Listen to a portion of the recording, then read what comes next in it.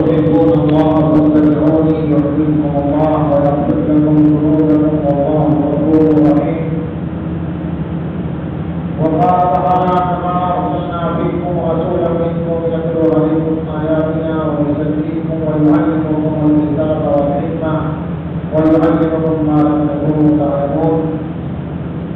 وقال النبي صلى الله عليه وسلم عليكم بسنتي وسنة الخلفاء الراشدين عضوا عليها بالنواجذ. وقال النبي صلى الله عليه وسلم من أحدث في أمرنا هذا ما ليس منه فهو رد. أو كما قال عليه الصلاة والسلام صدق الله العظيم وصدق رسوله النبي الكريم. حضرات علماء کرام، بزرگان دین اور نوجوان بھائی، میں نے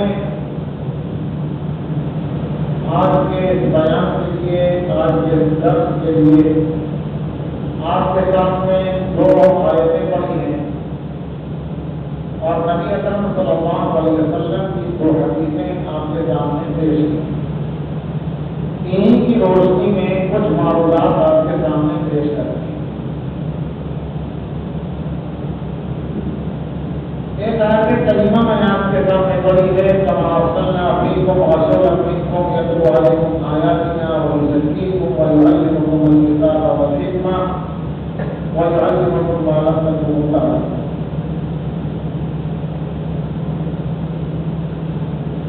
اللہ تبارک و تعالیٰ نے اس آیت کو نبی اکرم صلی اللہ علیہ وسلم کو دنیا میں بھیجنے کے مقاصد ہیں. انسانوں سے خطاب کرتے ہوئے یہ فرمایا کہ ہم نے تمہیں میں ایک رسول بھیجے ہیں اور رسول کے بھیجنے کے مقاصد 4 ہیں. آپ کے درمیان میں وہ رسول آ کر کے 4 کام کریں گے، آپ کو 4 چیزیں 4 نعمتیں دیں گے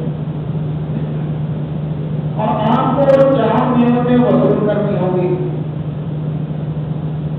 سب سے پہلا مقصد نبی اکرم صلی اللہ علیہ وسلم کی اس دنیا میں بھیجنے کا یہ فرمایا کہ یتلو علیکم آیاتنا، وہ تمہارے سامنے ہماری آیات کو پڑھ کر کے سنائیں گے اور پڑھ کر کے بتائیں گے کہ اللہ کے کلام کو کیسے پڑھنا ہے اور اللہ کا کیا کیا کلام نازل ہوا، کتنی آیتیں نازل ہوئی ہیں، کتنی سورتیں نازل ہوئی ہیں. ایک ایک آیت کو، ایک ایک حرف کو پڑھ کر کے آپ کو بتائیں گے کہ کس طریقے سے پڑھنا ہے. چنانچہ ذمہ داری کی نبی اکرم صلی اللہ علیہ وسلم کی کہ قرآن کریم کو پڑھ کر کے لوگوں کو سنانا ہے اور قرآن کریم پڑھنا سکھانا ہے.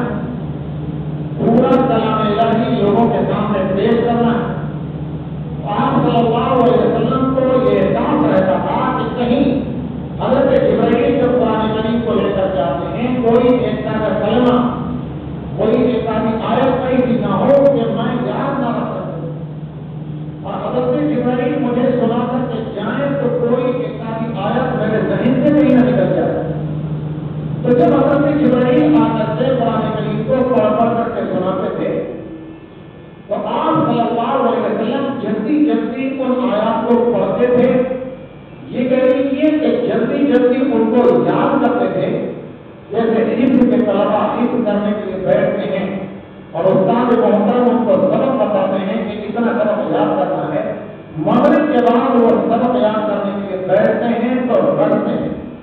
ایک آیت کو بار بار پڑھتے ہیں، بار بار پڑھتے ہیں، بار بار پڑھ کر کے انہیں یاد ہو جاتا ہے. اسی طریقے سے نبی اکرم صلی اللہ علیہ وسلم جلدی جلدی قرآن کریم کی آیات کو پڑھتے تھے کہ کہیں کوئی آیت ذہن سے نہ نکل جائے، کہیں ایسا نہ ہو کہ کوئی آیت بھول جائے. اللہ تبارک و تعالیٰ نے اطمینان دلایا اور نبی اکرم صلی اللہ علیہ وسلم کو یہ حکم ہوا لا تحرک به لسانک لتعجل به. آپ جلدی جلدی پڑھنے کے لیے آپ زبان کو حرکت نہ دیا کریں. آپ اطمینان سے حضرت جبرائیل سے قرآن کریم سے اور سنتے رہیں اور جب حضرت جبرائیل آیات لے کر آتے ہیں سکون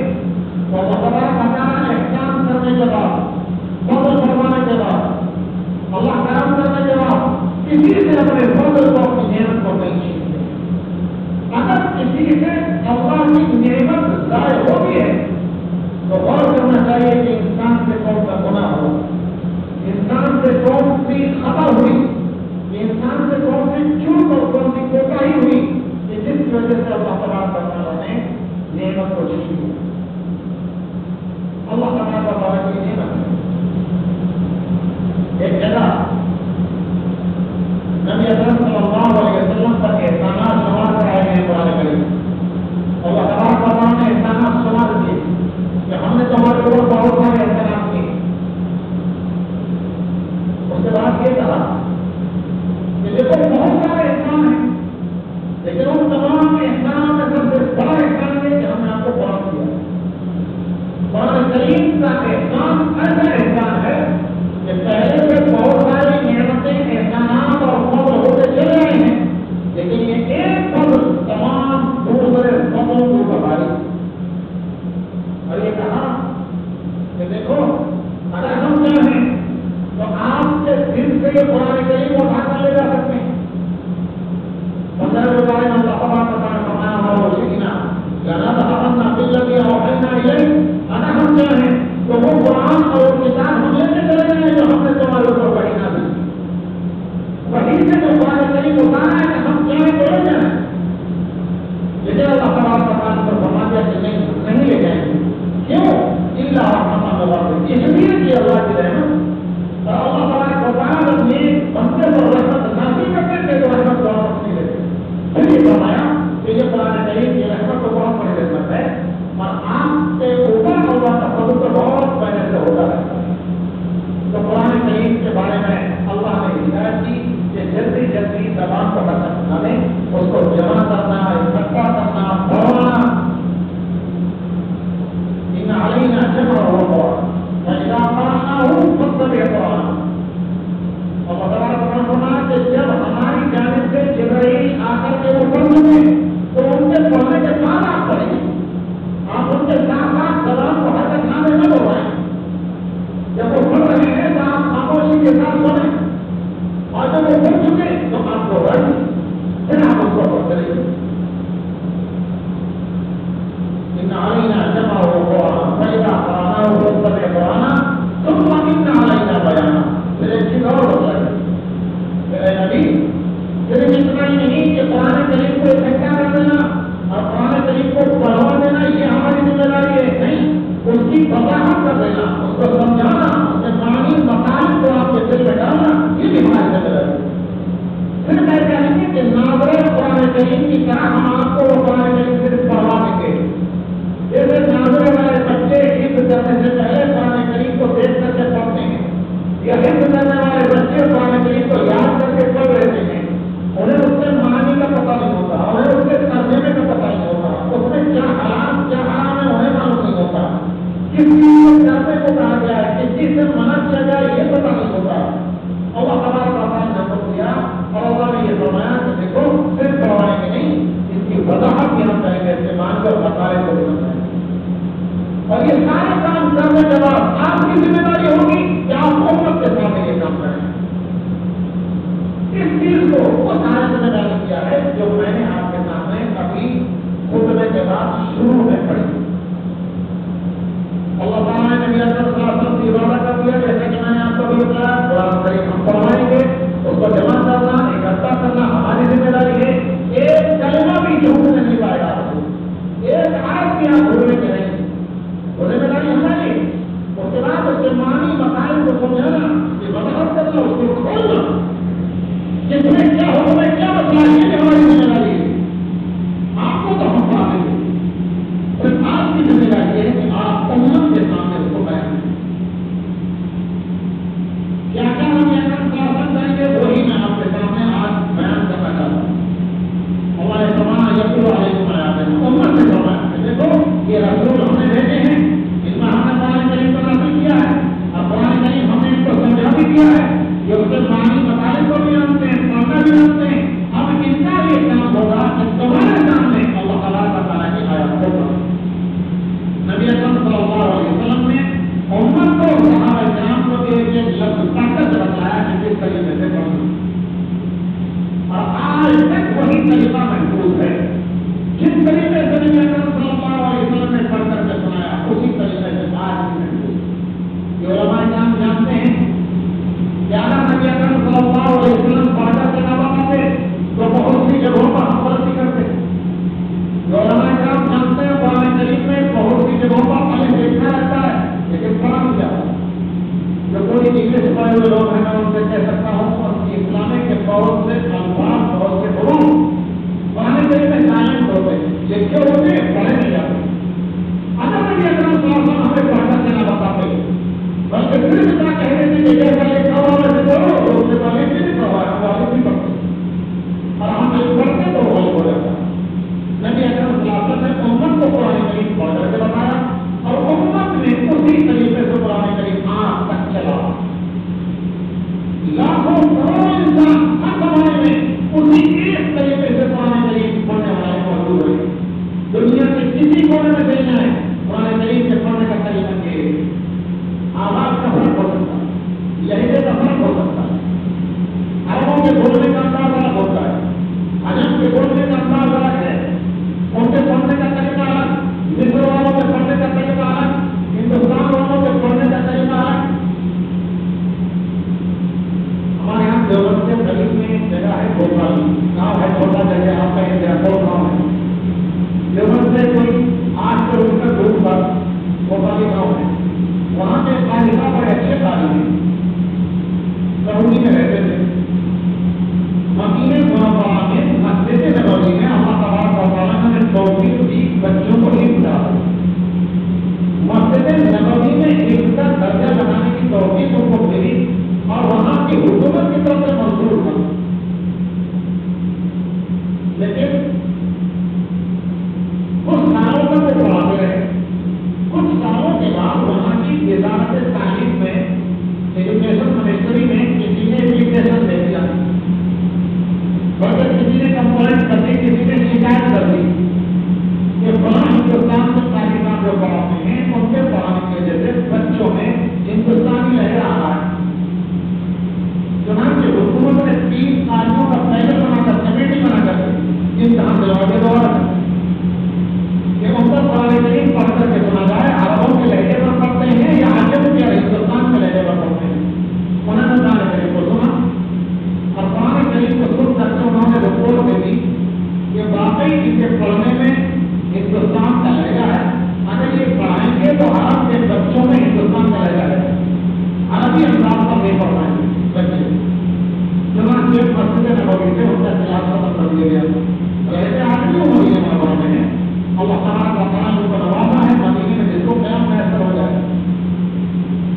लेकिन मस्जिद नबवी में उनके खिलाफ उनका दर्जा हिफ्ज़ का हक लगा था।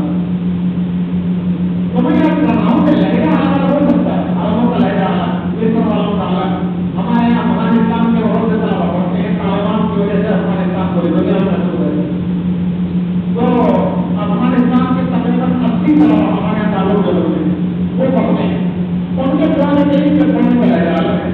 मैं कल आपसे कहा था कि मैं जबल में कुरान शरीफ सुना रहा था, पीछे पढ़ने वालों में अफगानिस्तान का एक तालिब था।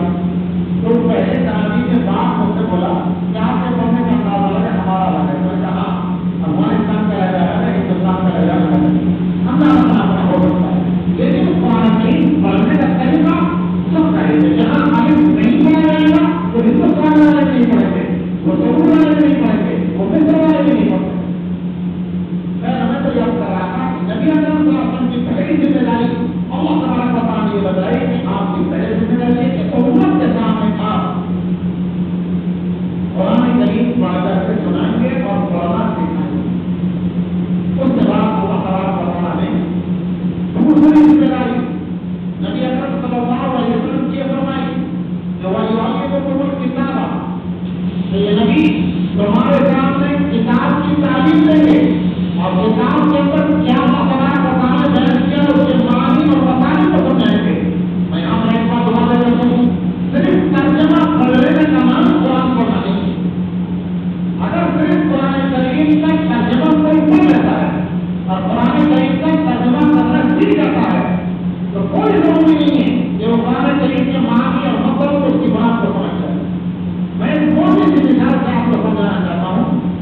कुरान करीम में जगह जगह आता है अकीम उस्सलाह, इसका तर्जुमा कुछ इतना आसान, नमाज कायम करो। लेकिन नमाज कायम करने का तरीका क्या है? रुकू करने का तरीका क्या है? सजदा करने का तरीका क्या है? सजदे में क्या पढ़ना है? रुकू में क्या पढ़ना है?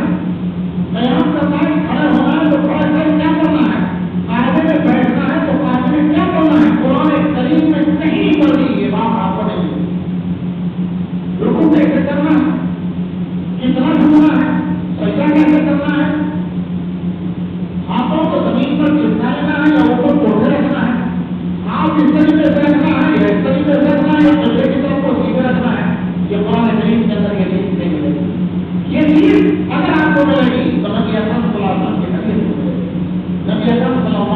وسلم نے ایک ایک کام کر کے بتا دیا کہ اس طریقے سے کرنا ہے. تو وہ عالم کو کتاب کا مطلب یہی ہے کہ قرآن کریم کے کس حکم پر کیسے ہوگا وہ نبی اکرم صلی اللہ علیہ وسلم بتائیں گے اپنی امت کو اور نبی اکرم صلی اللہ علیہ وسلم کی بات پوری بتائیں گے.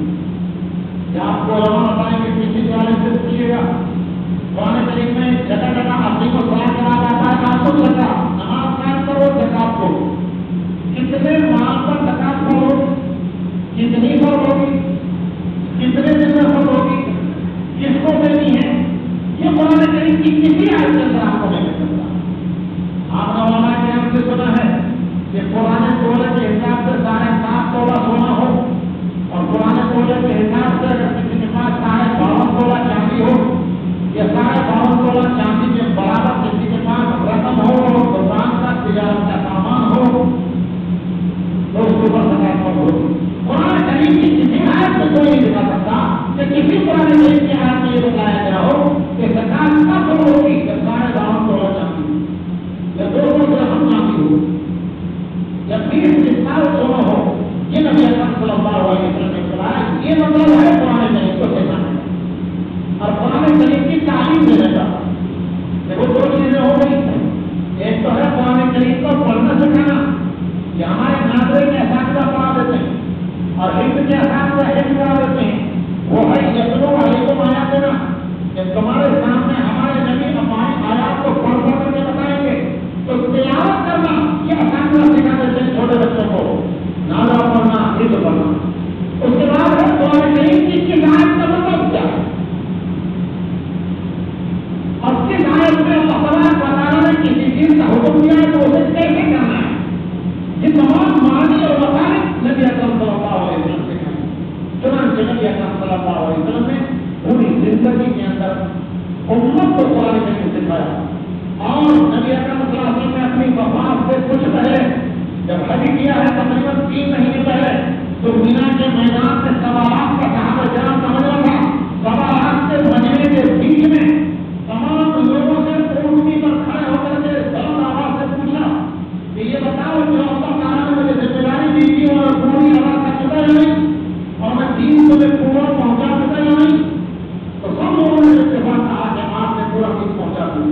آپ نے انگلی اٹھائی اللہ تعالیٰ کی طرف آسمان کی طرف آیا ہوا تو گواہ ہے کہ تیرے بندے سارے کے سارے شہادت دے رہے ہیں کہ میں ذمہ داری ادا کر چکا ہوں. اپنی زندگی میں نبی اکرم صلی اللہ علیہ وسلم نے قرآن پڑھنا بھی سکھا دیا قرآن کریم میں معنی اور مطالب بھی سکھا دیا. اب ایک چیز اور ہے وہ ہے بڑی تنقید کو اللہ کے نبی تمام اور امت کا تمام انسانوں پر تزکیہ کریں گے. تزکیے کا اردو میں ترجمہ کیا جائے تو اس کا مطلب یہ ہوتا ہے کہ دلوں کی صفائی کریں گے. دلوں میں جو گندگی بھری ہوئی ہے اسے نکال کر پھینکیں گے. بالکل صاف ستھرا کر دیں گے کلین کر دیں گے. جو گندگی بھری ہوئی ہے جو گناہوں کی عادت پڑی ہوئی ہے اور جو دل کے گناہ ہیں اس دل کے گناہوں کو نکال کر پھینکیں گے. تمہارے دلوں کو ان کو آئینے کے بعد صاف شفاف کر دیں گے. اور دلوں کی صفائی کی ذمہ داری بھی نبی اکرم صلی اللہ علیہ وسلم کی ہے. قرآن کریم میں کہنا کہا گیا وَلَوْ ظَاهِرَ الْإِثْمِ وَبَاطِنَهُ.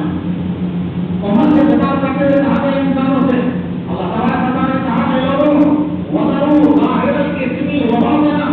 ظاہری جسم سے جو گناہ ہوتے ہیں ان کو بھی چھوڑو اور جو باطن سے اندر سے دل سے نفس سے وہ جو دماغ سے گناہ ہوتے ہیں ان گناہوں کو بھی چھوڑو. تو نبی اکرم صلی اللہ علیہ وسلم کی یہ بتائی ہے کہ جو ظاہری گناہ ہوتے ہیں آزاد جوار سے ہاتھوں سے ہوتے ہیں آنکھوں سے ہوتے ہیں کان سے ہوتے ہیں زبان سے ہوتے ہیں پیر سے گناہ ہوتے ہیں ان گناہوں کو بھی بتائے نبی کہ یہ گناہ ہے ان کو چھوڑنا ہے. اور دل کے جو گناہ ہے ان دل کے گناہوں کو بھی بتانا ہے. نبی اکرم صلی اللہ علیہ وسلم کی ذمہ داری ہے کہ ان دل کے گناہوں کو بھی چھوڑو. دل میں گناہ کیا ہے؟ دل میں تکبر رکھنا اور یہ سمجھنا کہ میں بہت بڑا. دل میں کسی کی جانب سے عداوت اور کینہ اور بغض رکھنا کسی کی طرف سے حسد رکھنا. اللہ نے کسی کو اگر کسی نعمت سے نوازا ہے مان لیجیے آپ کے پڑوس میں کوئی ایسا آدمی ہے اللہ نے اسے مال و دولت سے نوازا ہے آپ دن رات کسی جلن میں رہتے ہیں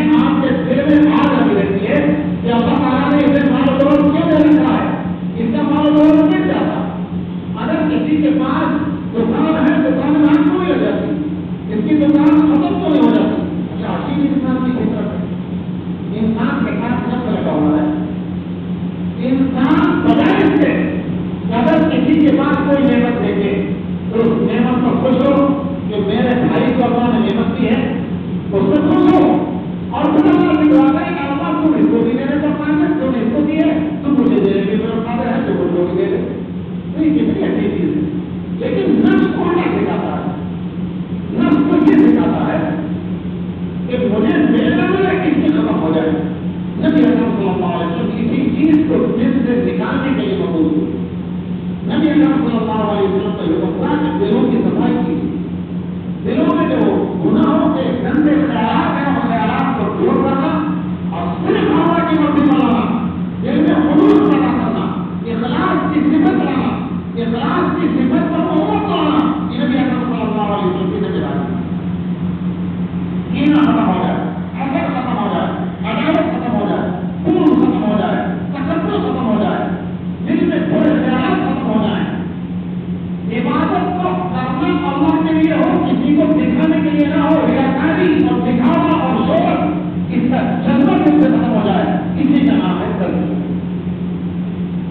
اگر کوئی کام بندہ کرے تو اس نیت سے کرے کہ اللہ مجھے دیکھ رہا ہے, اللہ کے لیے کر رہا ہوں, اللہ مجھے دیکھ رہا ہے, بلکہ اس جذبے کے کام کرے کہ میرے سامنے اللہ ہے, وہ اپنے سامنے اللہ تعالیٰ کی ذات کو محسوس کرے کہ اللہ تعالیٰ میرے سامنے کھڑے ہیں اور میں یہ کام کر رہا ہوں فلاں آدمی کو دکھانے کے لیے, میں یہ کام کر رہا ہوں فلاں شہرت حاصل کرنے کے لیے, اس لیے کہ تاکہ لوگ مجھے دیکھتے ہیں, اس لیے کہ تاکہ لوگ دیکھیں کہ بہت بڑا مسلم آدمی ہے, تاکہ لوگ یہ کہیں کہ بہت بڑا عالم آدمی ہے, اس لیے کر رہا ہوں.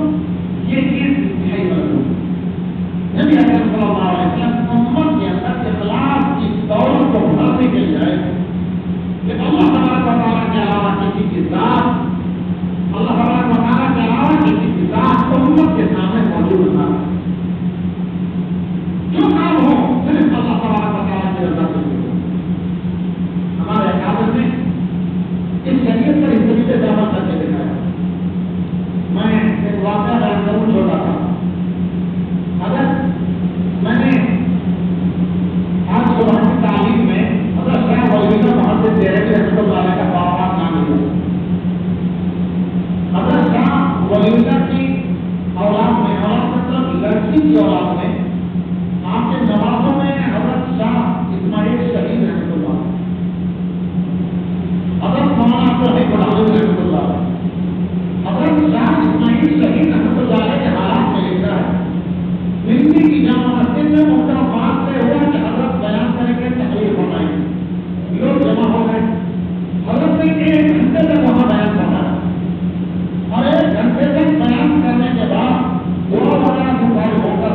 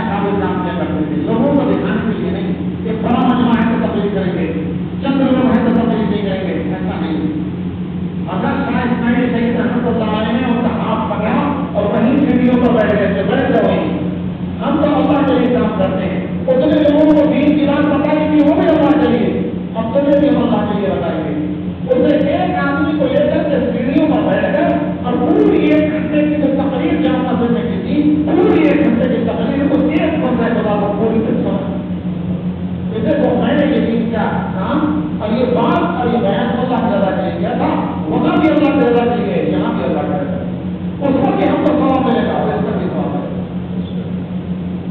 ہمارے تعلق جنم کے سب سے پہلے ہیڈ ماسٹر اور صدر مدرس گزرے حضرت مولانا محمد یعقوب صاحب نانوتوی رحمۃ اللہ علیہ، جو علماء کرام جانتے ہیں، آپ حضرات تو واقف نہیں ہوں گے کہ ہمارے یہاں حدیث بھی پڑھائی جاتی ہے، قرآن شریف بھی پڑھایا جاتا ہے، تفسیر بھی پڑھائی جاتی ہے، مسائل بھی پڑھائے جاتے ہیں، جیسے فقہ کہا جاتا ہے، اسی میں فن ہوتا ہے منصب اور فلسفہ۔ منصب بھی ہمارے مدرسوں میں پڑھائی جاتی ہے، جسے غالباً لاجی کہا جاتا ہے، کالج یونیورسٹیوں میں زبان میں پتہ نہیں کیا کہا جاتا ہے،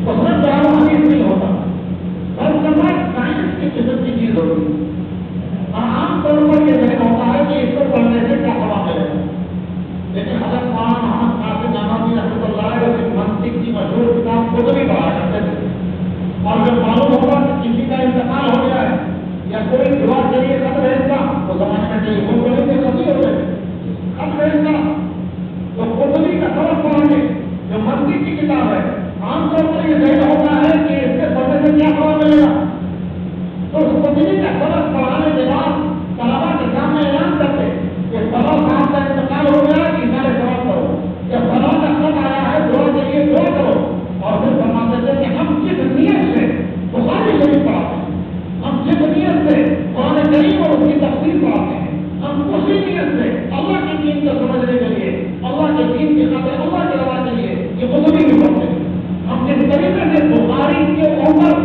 پڑھانے پر اللہ کی جانب سے ثواب کی امید رکھتے ہیں، اسی طریقے سے ہم ثواب کی امید اس قطبی کے پڑھانے پر رکھتے ہیں، اس لیے اس کتاب سے پڑھنے کے بعد جو ہمیں ثواب ملے گا وہ ثواب قرآن کے انتقال ہو گیا قرآن کو پہنچا دو پھر برقرار ہے۔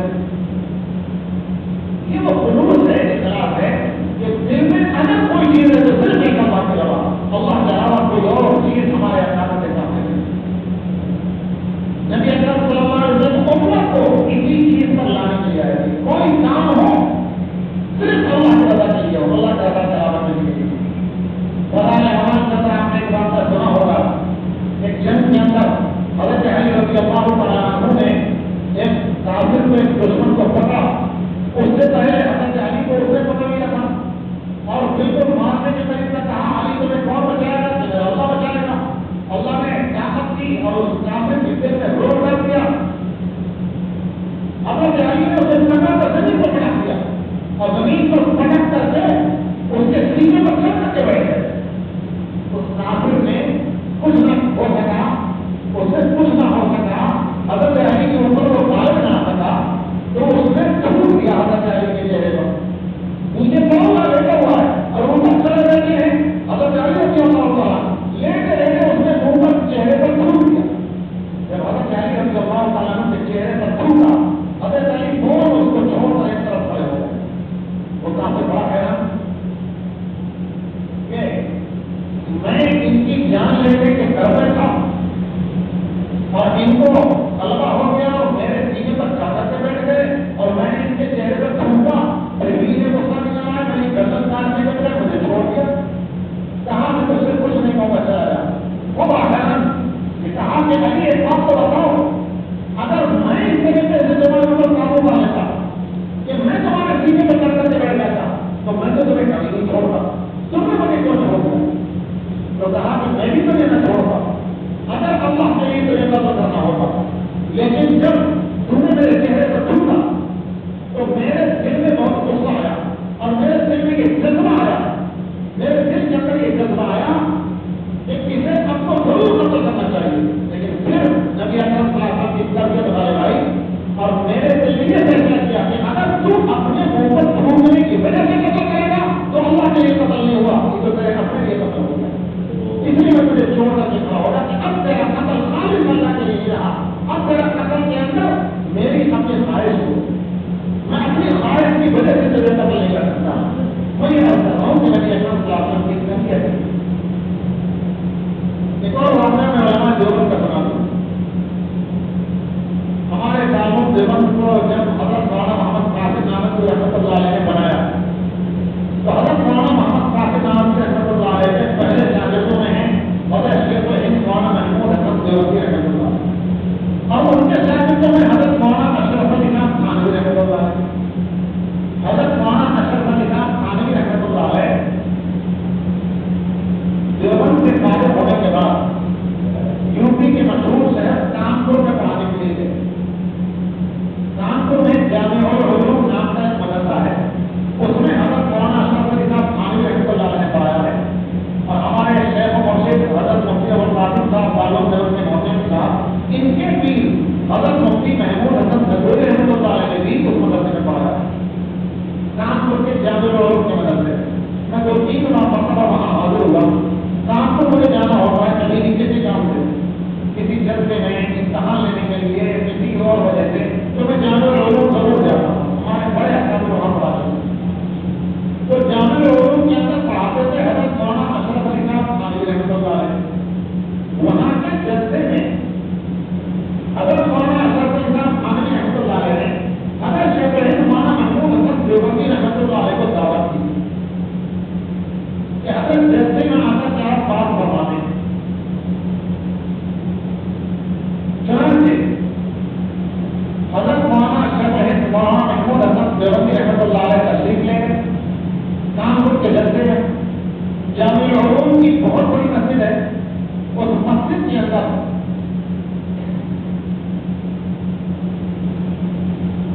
حضرت شیخ الہند مولانا محمود حسن دیوبندی رحمۃ اللہ علیہ بیان فرما رہے ہیں۔ وہاں کچھ علماء تھے جو مسجد اور فلسفے کے بہت ماہر تھے، اور ان کا کہنا یہ تھا کہ دیوبند کے لوگ مسجد اور فلسفے کو نہیں جانتے۔ وہ جونپور کے علاقے سے پڑے ہوئے، سیتاپور کے خیر آباد سے پڑے ہوئے وہ لوگ تھے۔ یہ علماء جانتے ہیں کہ مسجد اور فلسفے کے مرکز رہے ہیں سیتاپور کا خیر آباد اور جونپور کا خیر آباد، وہاں سے وہ رکھے پڑے ہوئے تھے۔ ان کا یہ کہنا تھا کہ دیوبند کے لوگ مسجد اور فلسفہ نہیں جانتے۔ عجیب بات یہ کہ اللہ تعالیٰ کا بیان حضرت شیخ الہند کے دل میں ایسی بات ڈال دی کہ کانپور کے جلسے میں جو بیان کرنے کے لیے بیٹھے تو اس میں صرف دنیا باتیں، خالص کو دنیا باتیں ہوئے گی، اور اسی دوران جلسے کے بیچ میں آپ تقریر فرما رہے تھے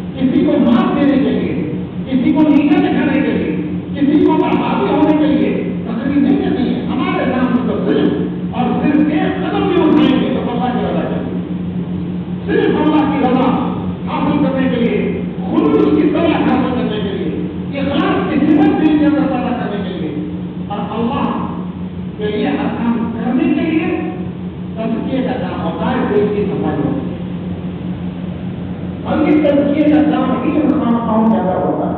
نبی اکرم صلی اللہ علیہ وسلم نے تزکیہ صحابہ کرام کا فرمایا.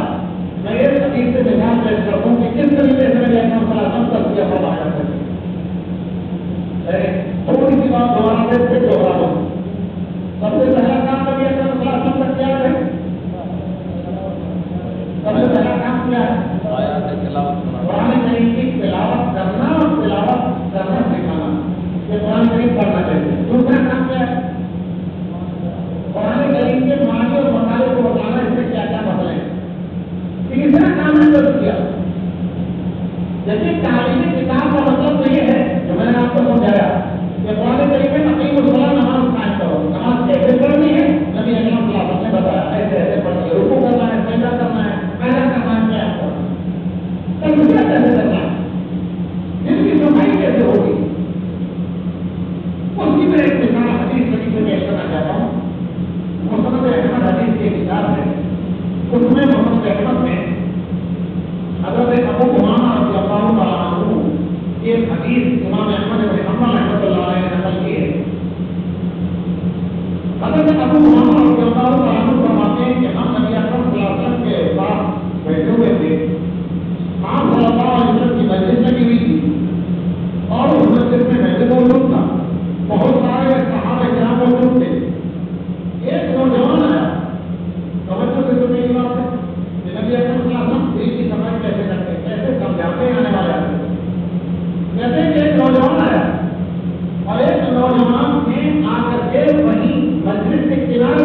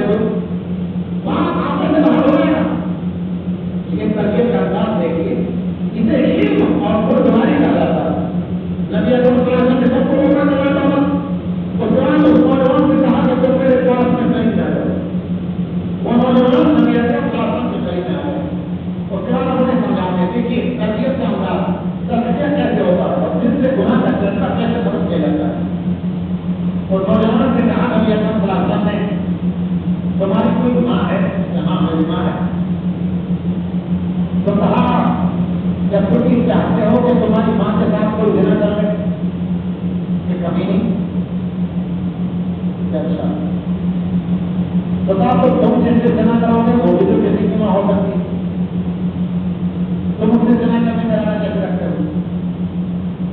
वो खामोश। उसके बाद फिर कहा कि तुम्हारी बेटी है यहाँ है, कि तुम इस बात को पसंद करोगे कि तुम्हारी बेटी के साथ कोई जना कर ले? बिल्कुल नहीं। तो तब फिर तुम जिससे जना करोगे वो भी तो किसी की बेटी होगी, वो तो पसंद करेगा। फिर उसके बाद कहा तुम्हारी बहन है यहाँ, क्या तुम ये पसंद करोगे या अपनी बहन के साथ, तुम्हारी बहन के साथ कोई जना कर ले? क्या बिल्कुल नहीं। बताओ तुम्हारी भूमि है यहाँ, ये पसंद करोगे तुम्हारी भूमि के साथ कोई जना कर ले? बिल्कुल नहीं। क्या तुम्हारे खाला है? कहाँ है? तो कहा कि तुम ये पसंद करोगे कि तुम्हारी खाला के साथ कोई जना कर ले? तो खाला भी बोले बिल्कुल नहीं। तो कहा कि बेटे चलिए सोचो कि तुम किस औरत के साथ जना करोगे, या तो किसी की माँ होगी, या किसी की बेटी होगी, किसी की बहन होगी, किसी की भूमि होगी, किसी की खाला होगी। तो वो तो चाहेगा कि तुम उसके साथ जना करो।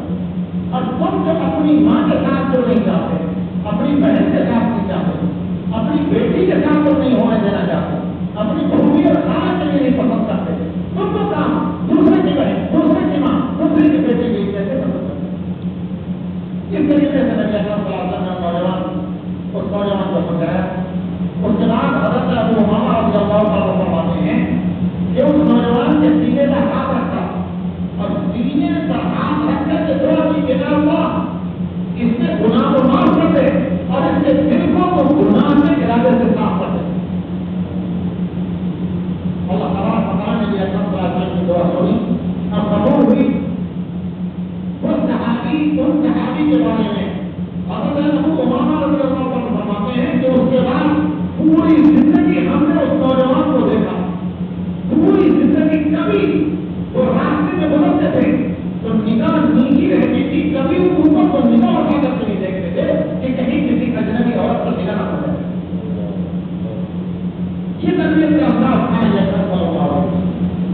नबी अकरम सल्लल्लाहु अलैहि वसल्लम ने लोगों को कुरान करीम पढ़ना भी सिखाया, कुरान करीम के मायने को बताना भी सिखाया। नबी अकरम सल्लल्लाहु अलैहि वसल्लम ने तज़किया भी किया कि जो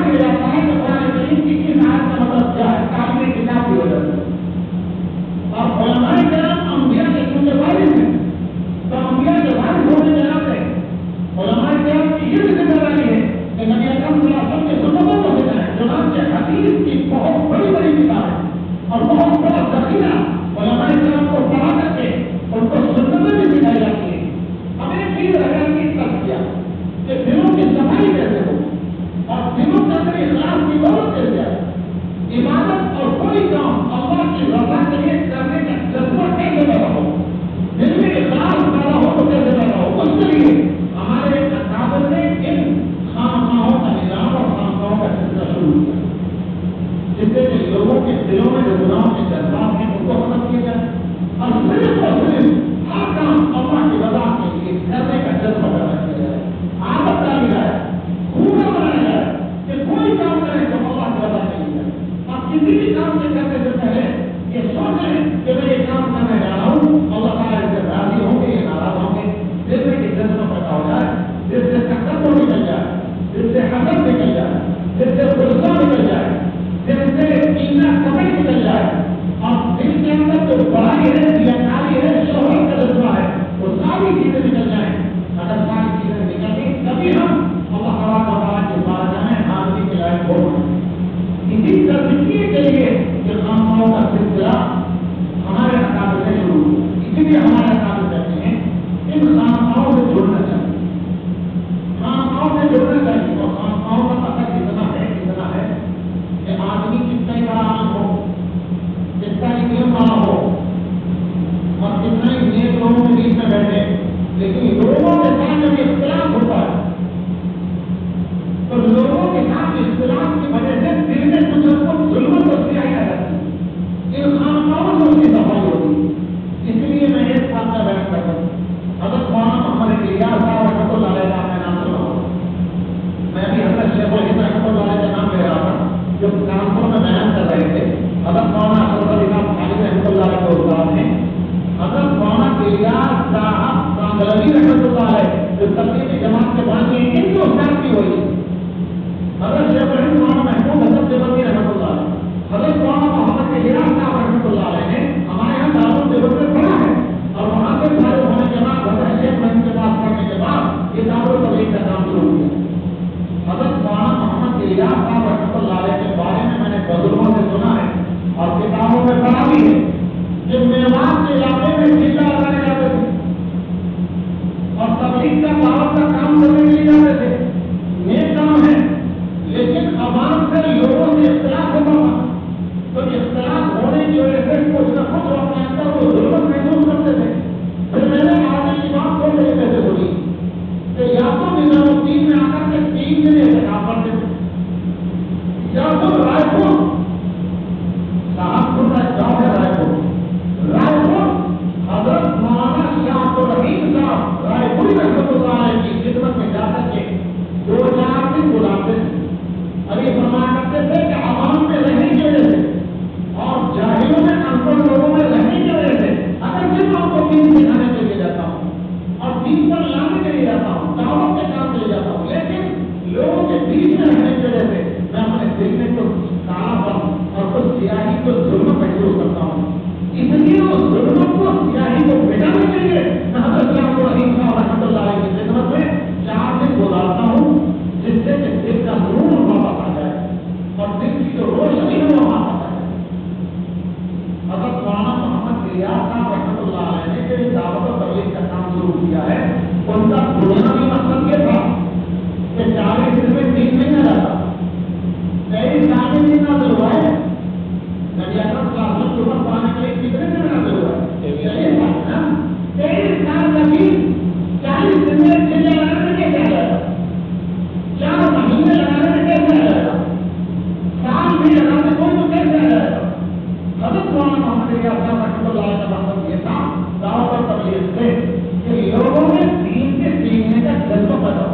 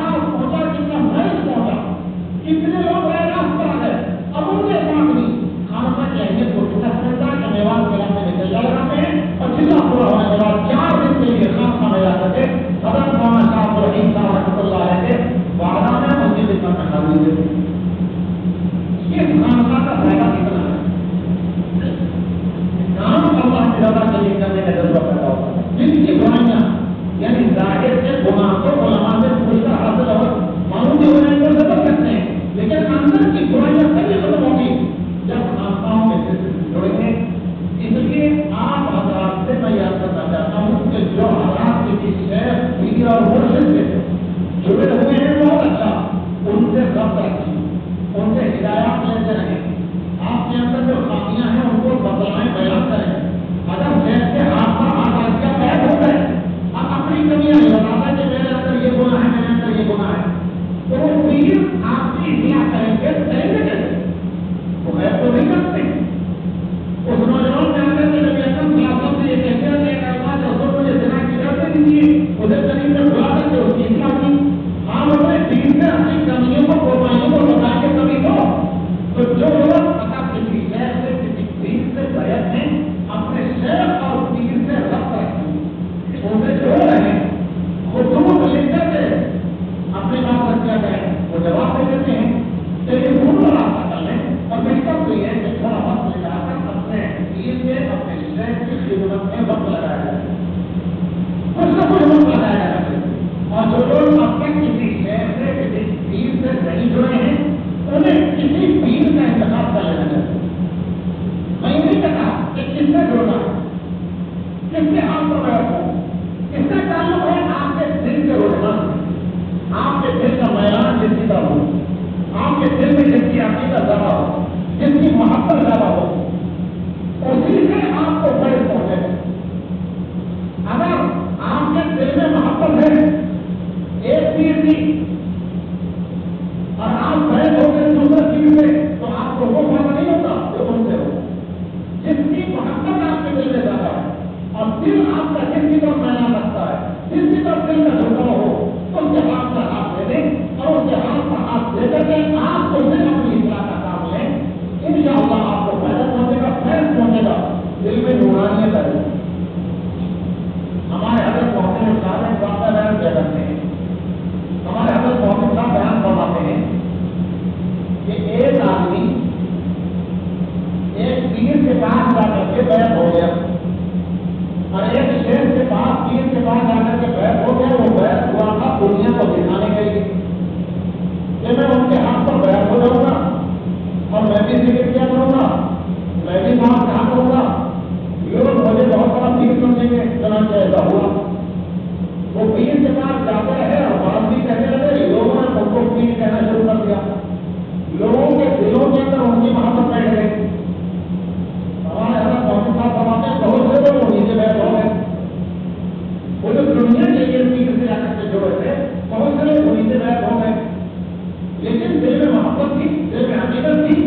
وہ جو دوسرے لوگ بیٹھ ہوئے تھے وہ خلوص کے ساتھ اور اللہ کی رضا کے لیے اور دل کے نیک نیت کے ساتھ بیٹھ ہوئے تھے. وہ بیٹھ ہو گئے اور ان سے اصلاح لینے لگے. چنانچہ وہ پیر صاحب جو 40 جنوں کے پیر تھے, وہ اصلاح کرنے لگے کہ دیکھو ایسا کرو, ایسا کرو, ایسا کرو.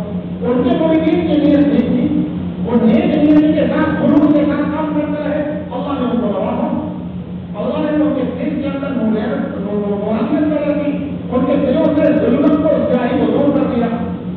ایک دن وہ مریدین کشف کرنے کے لیے, مراقبہ کرنے کے لیے بیٹھے. نیچے بسا جگاتا کہ مراقبہ کرنے کا ایک طریقہ ہوتا ہے. آپ جب کسی شہر سے اپنے بیٹھ ہوں گے تو دھیرے دھیرے دھیرے دھیرے وہ تربیت کرتے ہوئے اور ذکر وغیرہ کی ترغیب دیتے ہوئے آپ کو لے جائیں گے کہ پہلے 6 تصویر کا ذکر کرنا ہے, پھر 12 کرنا ہے, پھر اس کے ساتھ اور بڑھانا ہے, پھر اور بڑھانا ہے.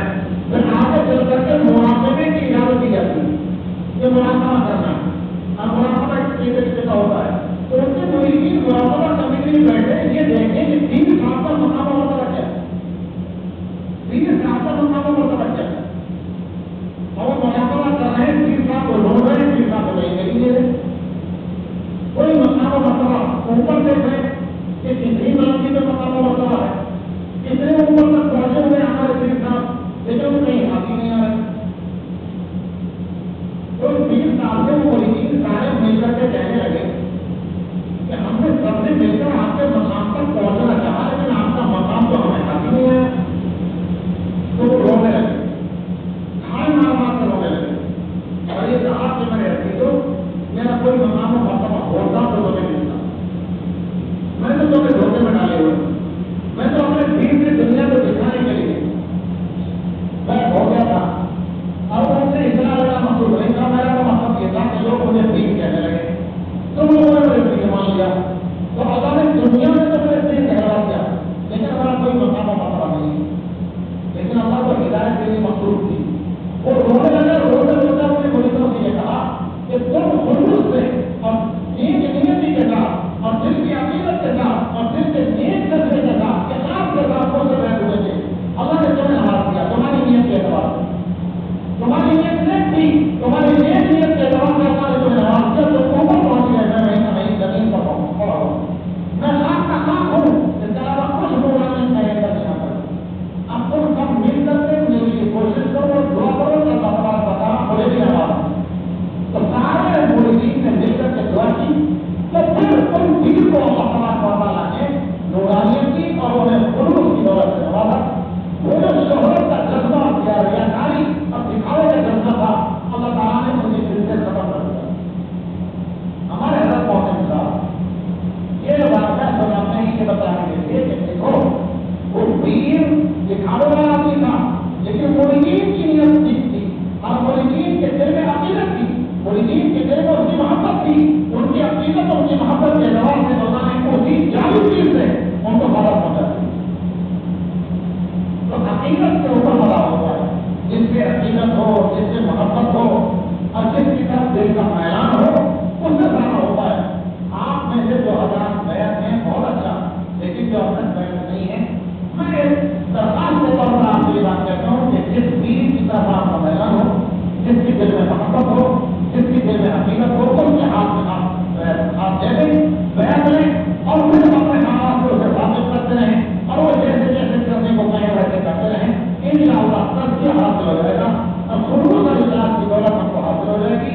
اللہ تعالیٰ مجھے بھی اخلاص کی دولت سے مالا مال فرمائے, آپ کو بھی اخلاص کی دولت سے مالا مال فرمائے. وآخر دعوانا الحمدللہ.